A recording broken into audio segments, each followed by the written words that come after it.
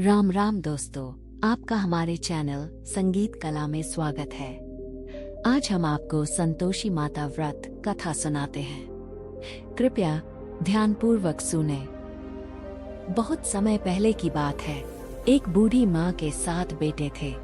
6 बेटे बहुत कमाते थे और उनकी पत्नियां घर में सुख समृद्धि से रहती थीं। लेकिन सबसे छोटा बेटा गरीब था। उसका नाम रामू था। उसकी पत्नी सावित्री बहुत सीधी सादी और सहनशील थी। घर में सभी बहुएं अच्छे से रहती थी, लेकिन सावित्री को हमेशा ताने मिलते थे। उसे खाने के लिए भी बचा खुचा ही मिलता था। एक दिन रामू ने यह सब देखा और दुखी होकर काम की तलाश में घर छोड़कर शहर चला गया। शहर जाकर रामू ने मेहनत करना शुरू किया। धीरे धीरे उसकी किस्मत बदलने लगी और वह धन कमाने लगा। लेकिन घर पर सावित्री की हालत और भी खराब हो गई। उसे रोज अपमान सहना पड़ता था। एक दिन सावित्री बहुत दुखी होकर मंदिर के पास बैठी रो रही थी। तभी कुछ महिलाएं वहां आईं और संतोषी माता का व्रत कर रही थीं।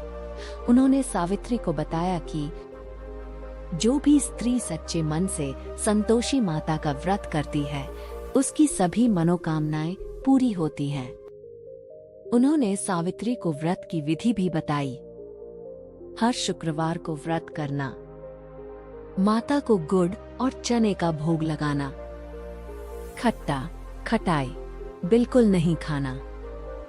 सावित्री ने उसी दिन से व्रत शुरू कर दिया। वह पूरे विश्वास और श्रद्धा से माता की पूजा करने लगी। धीरे धीरे उसके जीवन में बदलाव आने लगा। उधर शहर में रामू को सफलता मिल रही थी। एक दिन उसे अपनी पत्नी की याद आई और वह घर लौटने का फैसला करता है। घर आकर उसने देखा कि सावित्री अब पहले से ज्यादा शांत और संतुष्ट है। लेकिन उसकी जेठानियां सावित्री से जलती थीं। उन्होंने व्रत तोड़ने के लिए चाल चली। एक दिन जब सावित्री व्रत कर रही थी तो उन्होंने बच्चों को खटाई नींबू खिलाने को कहा। जब सावित्री को यह पता चला तो उसका व्रत भंग हो गया। इसके बाद अचानक घर में परेशानियां आने लगी। रामू का धन चला गया। घर में कलह होने लगी। सावित्री को अपनी गलती का एहसास हुआ। उसने फिर से पूरे नियम से व्रत करना शुरू किया। इस बार उसने पूरी सावधानी रखी कि कोई भी खटाई न खाए। उसकी सच्ची भक्ति से संतोषी माता प्रसन्न हुई और उसे दर्शन दिए। माता ने कहा, सच्चे मन से किया गया व्रत कभी व्यर्थ नहीं जाता। अब तुम्हारे सारे दुख दूर होंगे। इसके बाद सावित्री और रामू का जीवन खुशियों से भर गया।